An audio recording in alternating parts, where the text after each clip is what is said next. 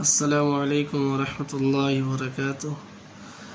آج ہم یہ دعا سیکھیں گے۔ اگر کسی کا کوئی کام اٹکا ہوا ہے، نہیں ہو رہا، پریشان حال ہے، اس کام کو کرانے کے لیے نہیں ہو رہا ہے، تو حضرات اس آیت مبارکہ کا ورد کریں کثرت سے، اٹھتے بیٹھتے، انشاءاللہ اللہ رب العزت ان کے کام کو بنا دے گا، ان کا کام پورا ہو جائے گا۔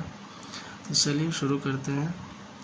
اگر کسی کا کوئی کام اٹکا ہوا ہو اور ہر جائز مراد کے لیے اس دعا کو عقیدے کے ساتھ اٹھتے بیٹھتے پڑھتے رہیں، یہ دعا فتح کے دروازے کھول دیتی ہے۔ کوئی بھی جائز کام ہے، اگر اس کے لیے آدمی اس دعا کو پڑھے، اللہ رب العزت اس کام کو پورا کر دیتے ہیں۔ اعوذ باللہ من الشیطان الرجیم، بسم اللہ الرحمن الرحیم۔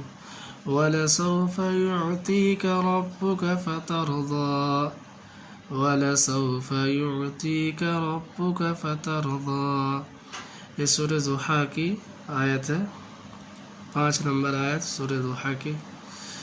اس کا ترجمہ ہے، اگر تمہیں پروردگار عنقریب اور کچھ عطا فرمائے گا کہ تم خوش ہو جاؤ گے۔ بہت جامع دعا ہے۔